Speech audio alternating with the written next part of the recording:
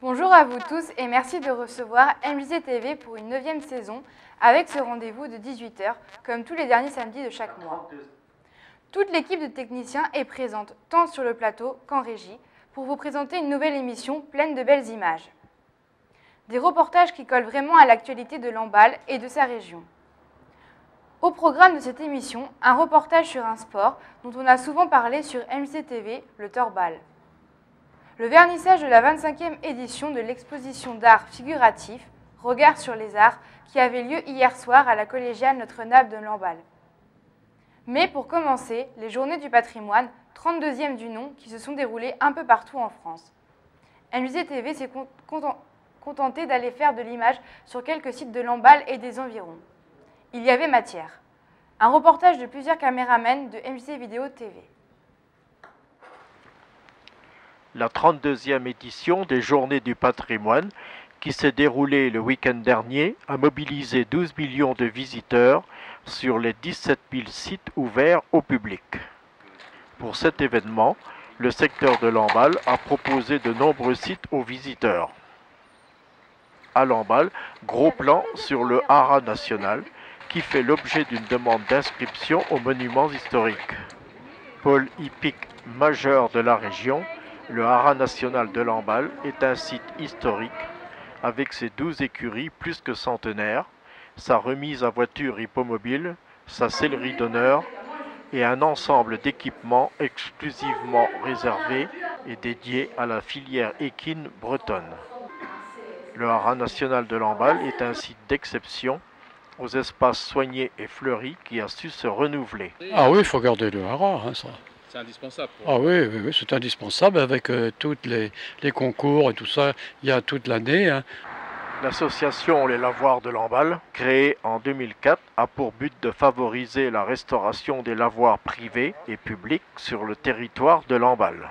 Elle a œuvré à la réhabilitation de nombreux lavoirs, notamment visibles le long du chemin des lavoirs, entre le parking des tanneurs et le plan d'eau. Et nous avons même pu saisir les potins que se racontaient les lavandières à l'ouvrage. Ah bon, tu gueules, toi? Oh, écoute, tu ne regardes pas le poste, votre chérie. Ah, mais dans le poste, je vais te dire, tu arrives que Jean-Marie, il est flé avec sa petite. Oh, s'il est flé.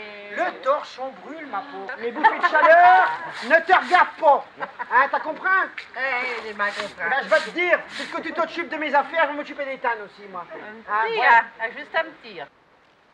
Visite libre également au musée de la poterie, géré par l'association Loté de Potiers. Il permet de retracer la vie des potiers d'autrefois et de voir les différentes poteries qui étaient fabriquées dans la commune. Les liens forts que les potiers ont forgés pendant des siècles avec la nature, les liens étroits que la nature a tissés avec les potiers sont les repères fondateurs de l'association. Visite libre à la collégiale Notre-Dame. Cette église est à l'origine la chapelle du château des Penthièvres, dont le comté est créé en 1023 pour le fils du duc de Bretagne. Le château est totalement rasé en 1626 et seule l'église échappe à la ruine. Romane à l'origine, agrandie en gothique, elle subit des restaurations très importantes de 1514 à 1519, puis d'autres encore au XIXe siècle. Elle est classée au monument historique depuis 1848. Au château de la Mauglée, pour l'essentiel du XVIIIe siècle, visite commentée des salons et des jardins par le propriétaire des lieux, M. de Longuemare. Mais entre-temps, il avait quand même reconstruit entièrement tout ce qui était en ruine. Et on voit sur la pierre que vous avez sur la façade, l'inscription AYME 1824. Donc AY c'est Amaury, ME pour Lamousset, Amaury de Lamousset, 1824. C'est la date de la fin de la reconstruction de cette partie du château. Tout ce qui est là a été reconstruit depuis par mon grand-père, ma grand-mère, puis moi-même. Et c'est pas tout à fait fini. Au parc d'agrément, on retrouve les statues et vasques, allées de cerisiers et de tilleuls. L'orangerie et le petit théâtre bordent le parc où l'on cultive l'art de vivre au jardin. À la ferme du Botteret, sur 9 hectares, petits et grands ont pu rencontrer les animaux, patrimoine vivant de la vie et de l'économie locale. Cochons, moutons, chevaux, lapins, cochons d'Inde, ânes, poules, canards. Notre grand rôle, c'est d'accueillir le public. Notre rôle est essentiellement pédagogique. On apprend à découvrir les animaux, savoir pourquoi on les élève, d'où viennent les produits qu'on consomme. Et on a aussi un rôle touristique. Il y a des touristes qui viennent à chaque vacances découvrir notre région et qui en même temps passent découvrir le site du Botteret et ses animaux. L'Association pour la sauvegarde du patrimoine religieux de Mélin-Trégenet se donne pour mission de veiller, en collaboration avec la municipalité, au maintien en bon état et à la restauration du patrimoine religieux de Mélin, édifices et mobilier. Alors, cette église de Mélin a pour particularité d'être très ancienne. Elle date du XVIe siècle, ou du moins elle a la particularité d'avoir un certain nombre de statues en bois polychrome. La plupart sont classés ou inscrits. Elle a aussi la particularité d'avoir des toiles qui sont également inscrites ou classées. Et puis, la pièce principale, peut-être, c'est le retable, avec tout en bois polychrome, et donc qui, lui aussi, date du XVIIe siècle. Donc alors ici, on est sur le site du Mont Bel-Air, près de Notre-Dame du Mont-Carmel, qui a été donc érigée donc, sur le point culminant des Côtes d'Armor. Elle a une particularité, c'est qu'elle a une forme octogonale, et de là partent donc les 8 allées. De ce point précis, donc on a une vue sur tous les Côtes d'Armor, notamment sur le Penthièvre et sur la baie de Saint-Brieuc, et bien sûr tout le Penthièvre qu'on peut découvrir de ce site.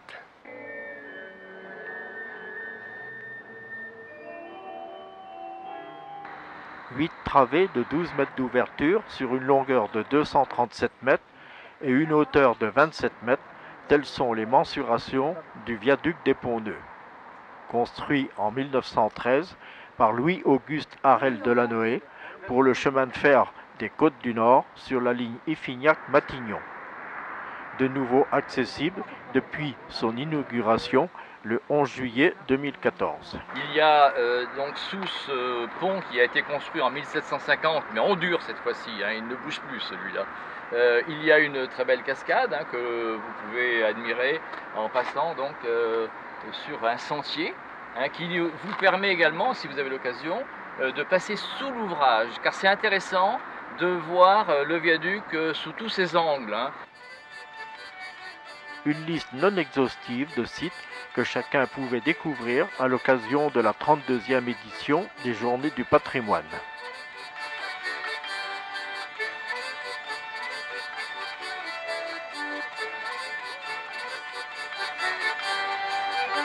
Cette 25e édition de l'exposition Regard sur les arts est la dernière présentée par Yvon Guilloux sur le site de la collégiale Notre-Dame de Lamballe. Cela ne veut pas dire qu'il n'y aura plus de regard sur les arts. La relève est assurée. Hier soir avait lieu le lancement de cette nouvelle édition avec Aurélien Reynaud comme invité d'honneur. Un vernissage pas tout à fait comme les autres car il y avait beaucoup d'émotions dans cette vieille collégiale qui en a souvent vu de toutes les couleurs. Mais regardez plutôt ces images du reportage réalisé en toute dernière minute. Qui ne connaît pas l'exposition Regard sur les arts qui occupe chaque année la collégiale Notre-Dame de Lamballe en début d'automne. Une exposition d'art figuratif qui est préparée depuis 25 ans par Yvon Guilloux et son équipe d'une quinzaine de bénévoles, tout aussi passionnés que leur capitaine. Mais cette année, l'inauguration a pris une tournure spéciale avec l'annonce du départ programmé de ce capitaine. Aussi, hier soir, cette cérémonie d'ouverture, en compagnie d'une grande partie des exposants, a eu davantage la couleur d'une intense émotion que d'un vernissage classique. Prenons le temps de regarder, le temps de contempler et peut-être de nous étonner. Il est souvent salutaire de se laisser déplacer dans nos habitudes de voir pour accueillir l'autre dans sa richesse, sa différence. Quand je suis arrivé hier pour installé, Yvon m'a demandé qu'est-ce qui vous a motivé pour venir. Alors je lui ai dit bien deux choses. D'abord votre gentillesse et votre persuasion. Et ensuite évidemment ce fameux navire dont il parle si bien, qui est la collégiale. Merci à Yvon, à Marie-Vonne d'être présent pour ce 25e, mais qui est en même temps un quart de siècle, une belle génération de jeunesse, 25 ans. On est à la fois encore jeune et à la fois conscient d'un certain nombre de ses responsabilités pour l'avenir. Donc je crois qu'il est important de marquer ce moment avec à la fois la joie, la sérénité, la nationalité, puis l'émotion que Yvon a évoqué tout à l'heure et qu'on a vu, évidemment, puisque pour lui, c'est à la fois avoir fait en sorte que ces objets soient ici depuis 25 ans, et qu'en même temps, c'est le moment où il accepte, et c'est pas facile d'accepter dans ces conditions-là, de laisser la barre à quelqu'un d'autre qui va poursuivre. Parce qu'effectivement, les choses ne s'arrêtent pas, comme tu l'as dit tout à l'heure. Avancer dans la beauté des choses, avancer dans la beauté du monde, ça continue après que soi-même, on ait fait un autre choix. Alors, mesdames et messieurs, il faut poursuivre le chemin. Il faut continuer. Avançons dans la beauté des choses. J'espère que mon successeur va redresser la barre et naviguer encore longtemps. Et quand on demande à Yvon ce qui l'a particulièrement marqué pendant ses 25 ans, il répond sans hésiter. Alors je pense, personnellement, une grande part de rigueur et un choix. Parce que je pense que dans notre époque, on a besoin de faire un choix, de choisir des bons artistes, surtout figuratifs, et de continuer à faire voguer notre beau vaisseau qui est la collégiale Notre-Dame. Donc continuez encore ce chemin, cette route, ce voyage, avec un ami qui s'appelle Emmanuel Robert. Alors, vous-même, vous faites de la peinture, hein? Oui. Bien sûr, ça ne veut pas dire arrêter, ça ne veut pas dire que vous allez arrêter. Non, je vais peut-être poursuivre mon chemin. J'emploie le mot peut-être pour d'autres raisons familiales. Vous savez, la passion est encore là. J'espère la préserver. Même si je peins plus lentement, il faut que je préserve cette passion. Ne manquez donc pas d'aller découvrir cette 25e exposition d'art figuratif à la collégiale Notre-Dame de Lamballe. Regard sur les arts est ouvert au public depuis aujourd'hui 26 septembre jusqu'au 19 octobre.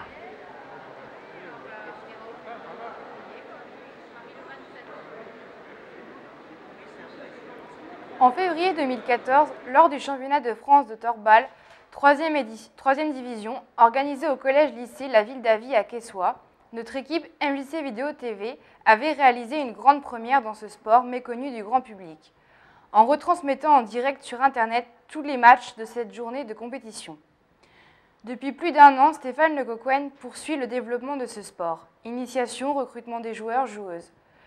Des efforts non vains permettant aujourd'hui d'officialiser la création de la toute première section sportive costarmoricaine de Torbal, au sein de la MJC de Lamballe.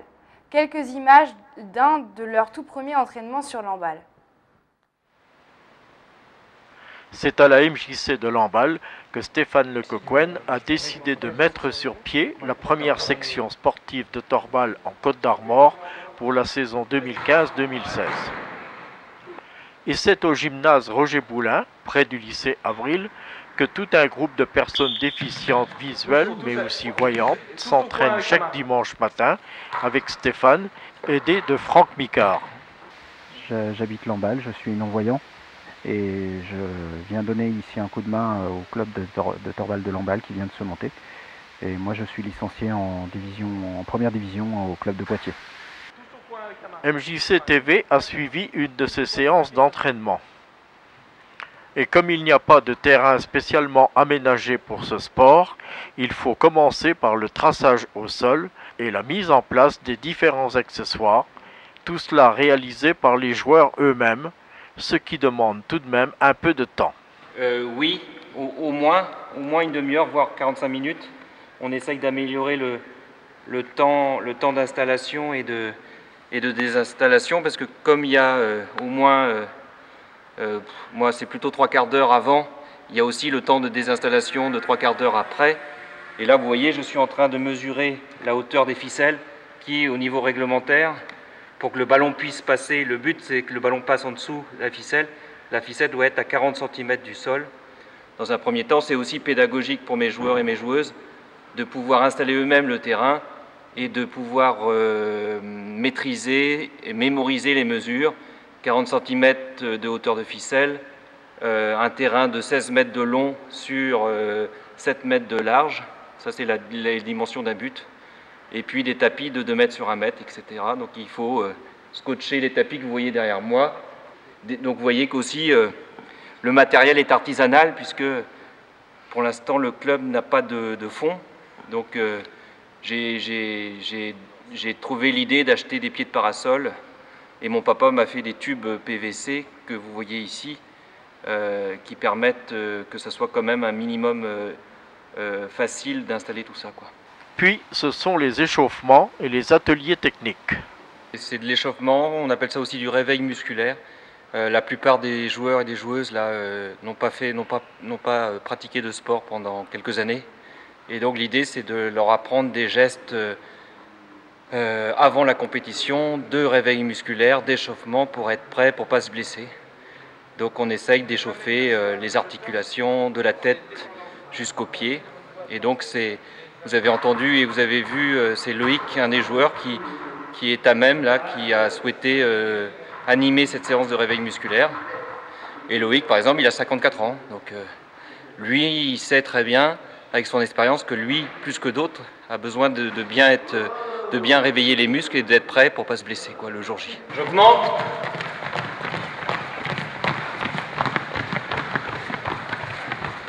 Donc après, vous allez voir des ateliers techniques avec le ballon. Et puis après, il y aura des matchs, donc une équipe contre l'autre, en condition de match. Donne à tes ailiers, Loïc. Des grands pas. Vas-y. Voilà, 5. Voilà. Boum, tac, plus.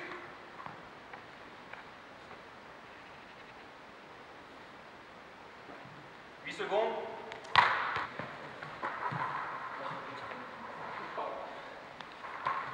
Une matinée dominicale bien occupée qui se termine par des matchs très amicaux pour l'instant, en attendant les compétitions.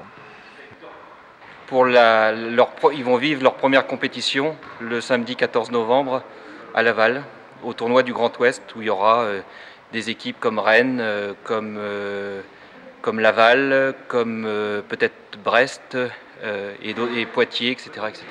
Des matinées d'entraînement bien vécues par Alimati et Alison. Moi, vu que j'étais au centre à la Villeneuve-Saint-Odile, des fois on faisait ce sport et depuis j'aimais bien en fait le pratiquer, mais sauf que ça se faisait que en dehors du département et c'était que équipe masculine. Oui, je suis très heureuse parce que il faut montrer aussi que quand on a un handicap, on peut aussi faire beaucoup de choses malgré tout. J'avais déjà fait du torbal avant à Clermont-Ferrand, plus jeune, et du coup j'avais juste envie de redécouvrir le sport. Et puis j'aime bien ça, ça nous apporte la confiance, l'écoute envers les autres, et la confiance envers les autres aussi, je veux dire, pour avoir confiance aux autres. C'est le seul sport pratiquement que vous pouvez réaliser. Non, je fais de la danse aussi, hip-hop.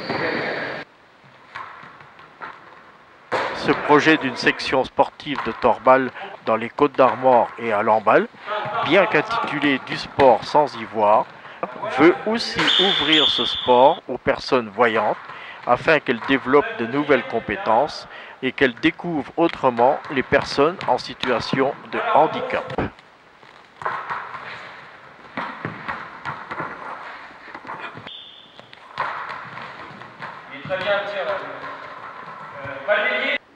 Nous recevons des membres du Torbal sur notre plateau. Bonjour à vous. Bonjour.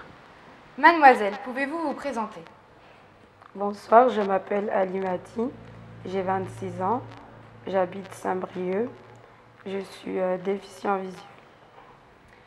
De quelle pathologie souffrez-vous? Alors moi j'ai une albinisme et du coup les albinos ils ont toujours des problèmes de la vue et de la peau. Comment avez-vous découvert le Torbal? Le Torbal, je l'ai découvert quand j'étais scolarisée au centre de la Villeneuve-Saint-Odile à Pléné-Jugon. De temps en temps, on le pratiquait entre nous tant que déficients visuels. Aujourd'hui, il y a le club dans le Côte-d'Armor et toute personne qui a un handicap ou pas peut venir découvrir ce sport. Débutant dans ce sport il y a un mois, arrivez-vous à progresser au fil des entraînements? Oui, chaque dimanche, je progresse parce que, vu que l'entraîneur il est en train de filmer les séances, ça me permet de voir ce que j'ai à revoir chaque entraînement. Combien de filles êtes-vous dans la section? Alors là, vu que ça vient de s'ouvrir, on est 4 et c'est une bonne idée qu'il y ait une équipe féminine aussi parce que d'habitude j'entendais juste équipe masculine et donc là c'est bien qu'il y a aussi les filles qui peuvent y participer. Vous vous entraînez avec les garçons? Oui, on fait des équipes mixtes des fois. Et c'est pas trop difficile? Non, c'est pas très difficile. Une activité découverte en loisir au départ, je crois savoir que vous allez vous engager en compétition nationale pour affronter les meilleures équipes françaises.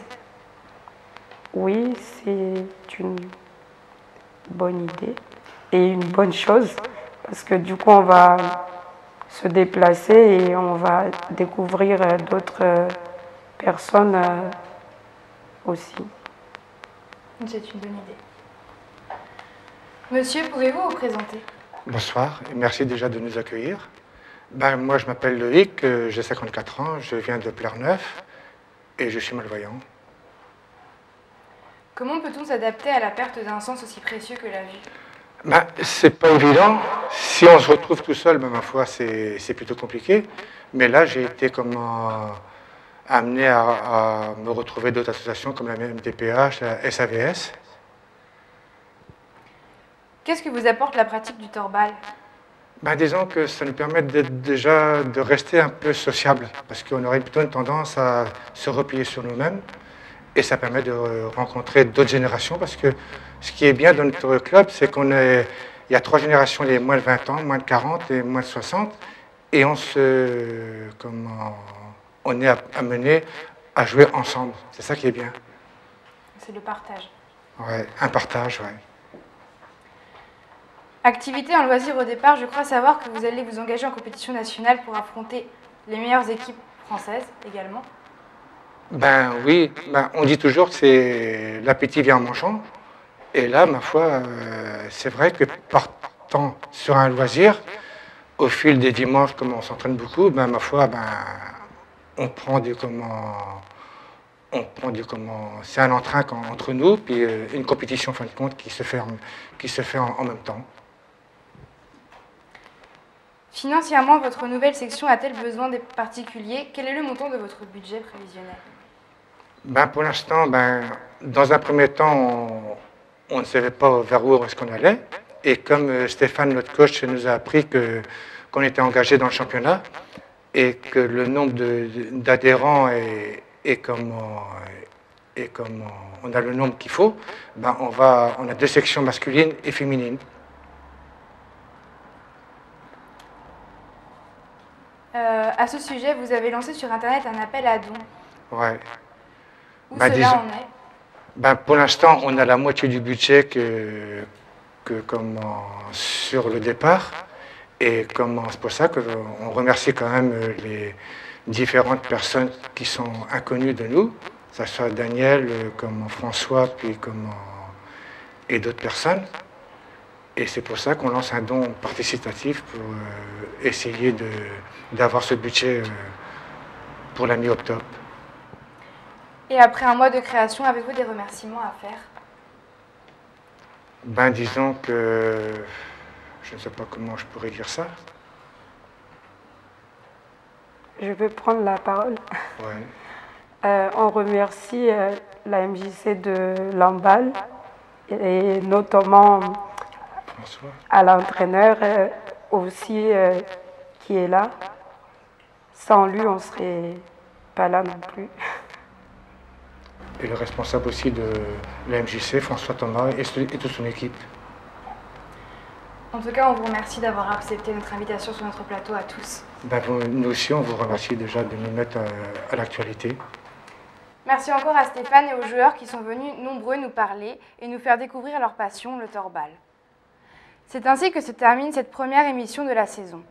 Toute l'équipe vous donne rendez-vous au samedi 31 octobre pour une nouvelle émission en direct.